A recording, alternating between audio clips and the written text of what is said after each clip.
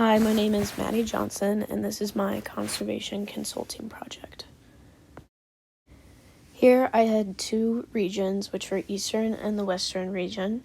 The Western region contained Baldwin, Chesterfield, and Wentzville, and the Eastern region contained Valley Park, St. Louis, and St. Charles.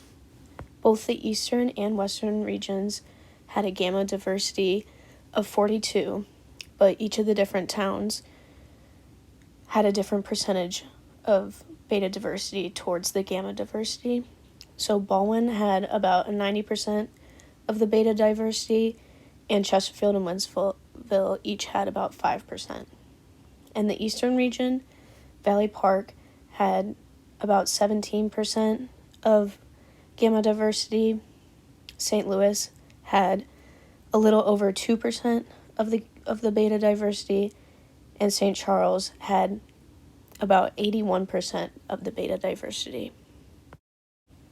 When figuring out diversity between towns and regions, I think it's important to understand what towns are in the region, because if two regions have the same number of species, the towns within them may be adding different numbers of species to the entire region.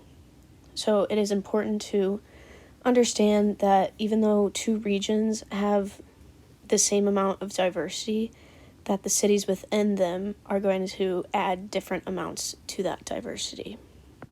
An abiotic factor is a non-living part of an ecosystem that shapes its environment. The amount of abiotic factors in a certain region can have an effect on that region's diversity. Both of my regions had the same amount of gamma diversity, but they both had different total percent green space.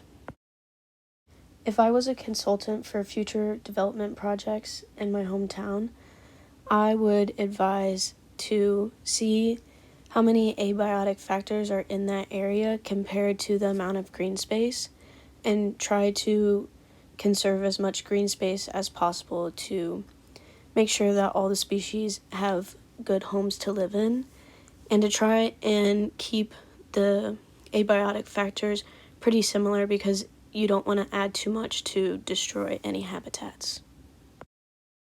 When estimating economic value, I compared the upper and lower estimates for the ecosystem value of trees and compared it to the percent green space in each town.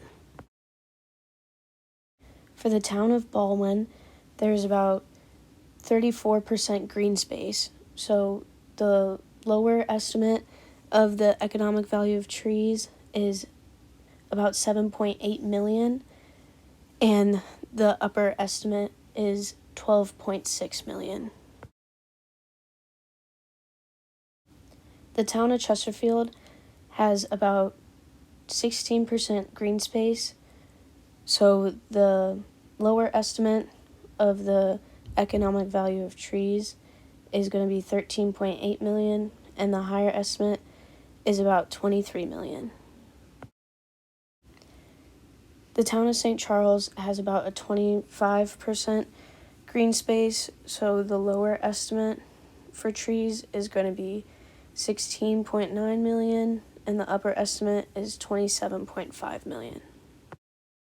If I were a consultant for future development projects in my hometown, I would advise everybody to understand how much their land was worth based on tree value, and compare that to how much they could actually make off their land, because it sometimes is worth more to save your land rather than to sell it.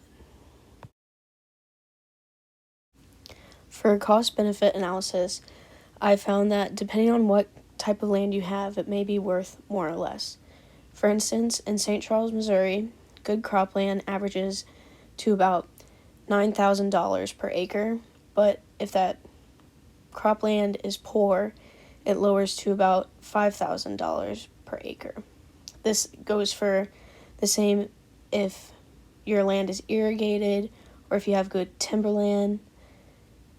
or if you have good hunting recreation land.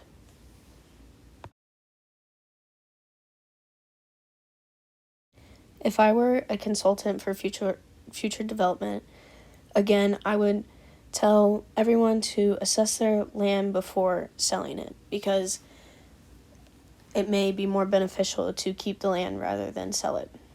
And if you plan to buy land and change it into something new, I would suggest that you make sure that for everything you change, such as tearing down a tree or getting rid of green space, you make up with it for whatever you're adding. So if you're adding a subdivision, I would advise making sure that the same number of trees are planted in that area, and to make sure that all the species that were living there still have homes and they're not being rid of their habitats.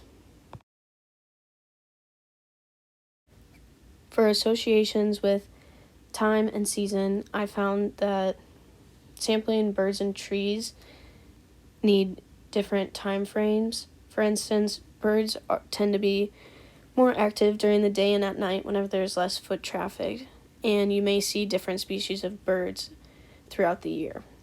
For trees, it really only matters if they have leaves or not, but the sampling just depends on when you're going out and looking for trees. If I were a consultant for future development, I would advise people that if they're sampling birds, to do it early in the morning or late at night, and to try and do it different times throughout the year so you know which birds are present during certain seasons.